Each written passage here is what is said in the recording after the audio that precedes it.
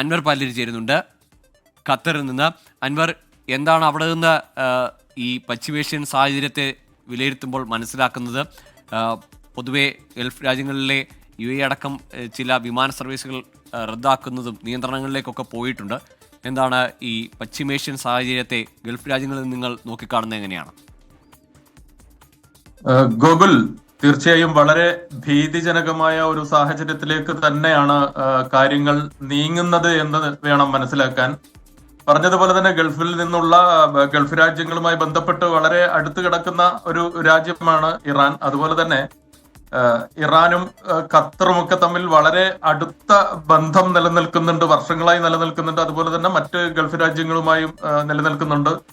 നമുക്കറിയാം, നേരത്തെ സൗദി അറേബ്യയുടെ നേതൃത്വത്തിലുള്ള ചില രാജ്യങ്ങൾ ഇറാനുമായി വളരെ വലിയ അഭിപ്രായ വ്യത്യാസങ്ങൾ നിലനിൽക്കുന്ന രാജ്യങ്ങളുണ്ട്. പക്ഷേ എന്നാൽ പോലും ഇത്തരമൊരു ഘട്ടത്തിൽ ഇസ്രായേൽ ഗസയിൽ നടത്തിക്കൊണ്ടിരിക്കുന്ന ഒരു വർഷം പിന്നിട്ടിരിക്കുന്ന വളരെ ക്രൂരമായ വംശഹത്യയുടെ പശ്ചാത്തലത്തിൽ ഇസ്രായേലിനെതിരെ വളരെ ശക്തമായ ഒരു പ്രതിഷേധം രൂപപ്പെട്ട് കഴിഞ്ഞിട്ടുണ്ട് ഈ മിഡിൽ ഈസ്റ്റ് രാജ്യങ്ങളിൽ. ഇതിനിടയിലാണ് വീണ്ടും ഇറാനിൽ ഇത്തരമൊരു ആക്രമണം നടത്തുന്നത്. തീർച്ചയായും ഇപ്പോൾ നടത്തുന്ന ഈ ആക്രമണം വലിയ പ്രത്യാഘാതങ്ങൾ ഉണ്ടാക്കും. കാരണം നേരത്തെ ഇവിടെ പറഞ്ഞതുപോലെ, നേരത്തെ പ്രിയ സുഹൃത്ത് ചൂണ്ടിക്കാണിച്ചതുപോലെ, ഇസ്രായേൽ എന്ന രാജ്യം ഭൂമുഖത്ത് നിന്ന് തന്നെ അപ്രത്യക്ഷമാകുന്ന തരത്തിലുള്ള ഒരു കളിയാണ് എന്ന് തന്നെയാണ് നമ്മൾ ഇത് വിലയിരുത്തേണ്ടി വരിക. കാരണം ഹൂത്തികൾ ഒരു ഭാഗത്ത് നിന്ന് ഇസ്രായേലിന് നേരെ നിരന്തരം ആക്രമണം നടത്തുന്നുണ്ട്. ഇപ്പോൾ ഇറാനും ശക്തമായ രീതിയിൽ ആക്രമണം നടത്തുന്നു. ഓപ്പറേഷൻ, പുതിയൊരു പേരിട്ടുകൊണ്ടാണ് ഇറാൻ ഇന്ന് ആക്രമണം തുടങ്ങിയത്. ഇന്ന് വെളുപ്പിനാണ് ഇറാനിലേക്ക് ഇസ്രായേൽ വലിയ രീതിയിലുള്ള ആക്രമണം നടത്തിയത്. അതിന് തിരിച്ചടിക്കും എന്ന് ഇറാൻ അപ്പോൾ തന്നെ പറയുകയും ചെയ്തിരുന്നു.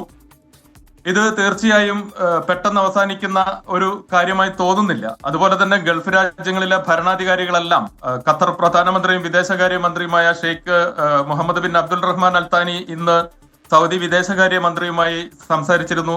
അതുപോലെ തന്നെ ഖത്തർ വിദേശ സഹമന്ത്രി ഇന്ന് ഇറാൻ അംബാസിഡർ, ഖത്തറിലെ ഇറാൻ അംബാസിഡറെ വിളിച്ചു വരുത്തി കാര്യങ്ങൾ വിലയിരുത്തിയിരുന്നു. അതുപോലെ തന്നെ മറ്റ് രാജ്യങ്ങളെല്ലാം ആണവ ചർച്ചകൾക്ക് നേതൃത്വം നൽകിയ ഒമാൻ ഉൾപ്പെടെയുള്ള ഗൾഫ് രാജ്യങ്ങൾ വലിയ രീതിയിൽ തന്നെ കാര്യങ്ങളെ നോക്കിക്കാണുകയാണ്.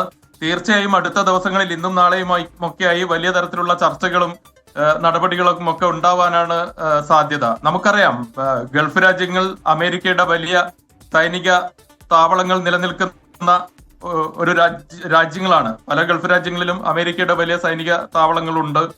അമേരിക്ക ഇസ്രായേലിനെ വലിയ രീതിയിൽ പിന്തുണക്കുന്നു എന്നുള്ളത് എല്ലാവർക്കും അറിയാം. ഇനി എത്രയൊക്കെ അമേരിക്ക നിഷേധിച്ചാലും ഇസ്രായേലിന് പിന്നിൽ അമേരിക്കയുണ്ട് എന്നുള്ളത് ഒരു യാഥാർത്ഥ്യമാണ്.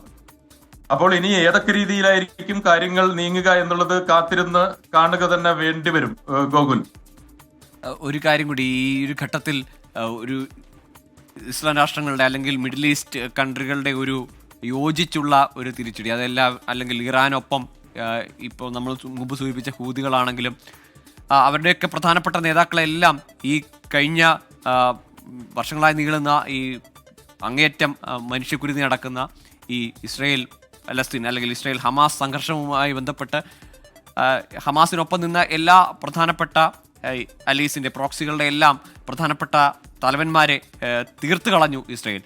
ഇനി അങ്ങനെ ഏതെങ്കിലും ഒരു യോജിച്ചുള്ള ഒരു നീക്കം ഇസ്രായേലിനെതിരെ ഈ ഘട്ടത്തിൽ പ്രതീക്ഷിക്കാമോ? അവിടെ ആകുമ്പോൾ പോലും മുമ്പ് സൂചിപ്പിച്ച കാര്യം തന്നെയാണ്, അമേരിക്കയുമായി അറബ് രാജ്യങ്ങളിൽ പല രാജ്യങ്ങൾക്കും വളരെ അടുത്ത ബന്ധമുണ്ട്, അവിടെ സൈനിക താവളങ്ങളുണ്ട്. ആ ഘട്ടത്തിൽ അമേരിക്ക അങ്ങനെ ഒരു ഘട്ടം വന്നാൽ, ട്രംപ് ആയതുകൊണ്ട് എങ്ങനെ ഇതിൽ ഇടപെടുമെന്ന് നമുക്കറിയില്ല. പക്ഷേ അമേരിക്ക ഇതിനിടയിലേക്ക് വന്ന് നിൽക്കുമ്പോൾ പണ്ടത്തെ പോലെയുള്ള ഒരു ബന്ധമല്ല അമേരിക്കയും ഈ അറബ് രാജ്യങ്ങളും തമ്മിൽ ഇപ്പോഴെന്നുള്ളതും കണക്കിലെടുക്കേണ്ടി വരില്ലേ? ഒരിക്കലും അത്തരത്തിലുള്ള ഒരു വിലയിരുത്തൽ എത്രത്തോളം ശരിയാണ് എന്നതിൽ സംശയമുണ്ട്. കാരണം ട്രംപ് നമുക്കറിയാം ഗൾഫ് രാജ്യങ്ങളിലൊക്കെ വന്ന് വലിയ കാര്യങ്ങളൊക്കെ പറഞ്ഞു പോയി, പെട്ടെന്ന് യുദ്ധം അവസാനിപ്പിക്കും. നേരത്തെ തന്നെ ട്രംപ് പശ്ചിമേഷ്യൻ സന്ദർശനത്തിന് മുമ്പ് തന്നെ ഗസയിലെ ആക്രമണം അവസാനിപ്പിക്കും. അതുപോലെ ഉക്രൈനിലും നമ്മൾ കണ്ടതാണ്. ട്രംപിന്റെ ഇത്തരം കാര്യങ്ങളെയൊക്കെ ഗൾഫ് രാജ്യങ്ങളും വളരെ കരുതലോടുകൂടി തന്നെയാണ് കാണുന്നത് എന്ന് വേണം മനസ്സിലാക്കാൻ. കാരണം ട്രംപ് പറയുന്നതൊക്കെ അതേപടി വിശ്വസിക്കുന്ന രാജ്യങ്ങളൊന്നുമല്ല അറബ് രാജ്യങ്ങൾ. പക്ഷേ ഖത്തർ ഉൾപ്പെടെയുള്ള ഗൾഫ് രാജ്യങ്ങൾ എപ്പോഴും ശ്രമിച്ചുകൊണ്ടിരിക്കുന്നത് നയതന്ത്ര രീതിയിൽ പ്രശ്നങ്ങൾക്ക് പരിഹാരം കാണുക, ചർച്ചകൾ പിന്നെയും ചർച്ചകൾ പിന്നെയും ചർച്ചകൾ എന്നുള്ള രീതിയിലേക്ക് തന്നെയാണ് ഗൾഫ് രാജ്യങ്ങൾ മുൻകൈ എടുക്കുക. അല്ലാതെ മേഖലയിൽ ഒരു സംഘർഷം ഉണ്ടാകുന്നത് ഒരിക്കലും ഗൾഫ് രാജ്യങ്ങൾക്ക് അത്ര ഇഷ്ടമുള്ള കാര്യമല്ല. അതുപോലെ തന്നെ ട്രംപിനും ഗൾഫ് രാജ്യങ്ങൾ ഏതെങ്കിലും തരത്തിൽ ഒരു സംഘർഷത്തിലേക്ക് നീങ്ങുന്നത് ട്രംപിനും വലിയ ഇഷ്ടമുള്ള കാര്യമല്ല. കാരണം വലിയ രീതിയിലുള്ള ബിസിനസ്, നമുക്കറിയാം ഈ ട്രംപിന്റെ ഈ രണ്ടാം വരവിൽ ഖത്തറിലും UAE-യിലും സൗദി അറേബ്യയിലൊക്കെ വലിയ തരത്തിലുള്ള ഇൻവെസ്റ്റ്മെന്റും കാര്യങ്ങളൊക്കെ വലിയ കാര്യങ്ങളൊക്കെ ചെയ്തു വെച്ചിട്ടാണ് അദ്ദേഹം ഇവിടെ നിന്നൊക്കെ മടങ്ങിയത്. ഒരു ബിസിനസ് താല്പര്യം എന്നതിനപ്പുറം ഗൾഫ് രാജ്യങ്ങളിൽ ഗസ വിഷയത്തിലൊക്കെ ഒരു സമാധാനം കണ്ടെത്താനുള്ള ശ്രമം എത്രത്തോളം ട്രംപിന്റെ ഭാഗത്ത് നിന്ന് ആത്മാർത്ഥമായി നടക്കും എന്ന കാര്യത്തിലൊക്കെ സംശയമുണ്ട്. ഗൾഫ് രാജ്യങ്ങളും ഗൾഫിലെ ഭരണാധികാരികളും ട്രംപ് പറയുന്നത് പോലെ അതുപോലെയെല്ലാം അദ്ദേഹം പറയുന്നതെല്ലാം അതേപടി വിശ്വസിക്കുന്ന ആളുകളല്ല. എങ്കിൽ പോലും നേരത്തെ പറഞ്ഞതുപോലെ തന്നെ മിക്ക ഗൾഫ് രാജ്യങ്ങളിലും അമേരിക്കയുടെ സൈനിക താവളങ്ങളുണ്ട്. അമേരിക്കയും ഈ ഗൾഫ് രാജ്യങ്ങളും തമ്മിൽ നല്ല ബന്ധം തുടർന്നു പോകുന്നുണ്ട്. ഒരേ ഒരു കാര്യത്തിലാണ്, ഇസ്രായേലിന്റെ വിഷയത്തിൽ ഗൾഫ് രാജ്യങ്ങൾ ഇപ്പോൾ ഏതാണ്ട് ഒറ്റക്കെട്ടായി ഒരേ രീതിയിൽ തന്നെ ഒരു അച്ചുതണ്ടായി രൂപപ്പെട്ടിട്ടുണ്ട്. ഇറാൻ കൂടി ആ രീതിയിൽ ഈ ഗൾഫ് രാജ്യങ്ങളുമായി ഒരുതരം അലയൻസിലേക്ക് വരുന്നത് ഒരിക്കലും അമേരിക്ക ഇഷ്ടപ്പെടില്ല. അത്തരത്തിൽ ഇവരെ ഭിന്നിപ്പിക്കാനും പലതരത്തിൽ ഇവരുടെ ഇടയിൽ ഭിന്നത ഉണ്ടാക്കാനും ഒക്കെ ഇസ്രായേലും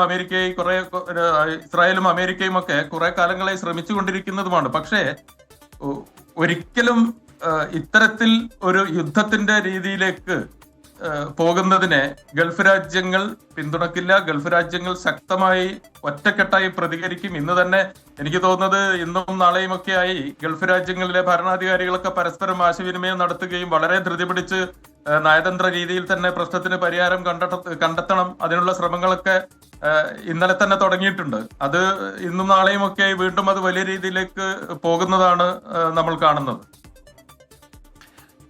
അൻവർ പലേരിയാണ് ഇപ്പോൾ ഖത്തറിൽ നമ്മളോടൊപ്പം ചേർന്ന്.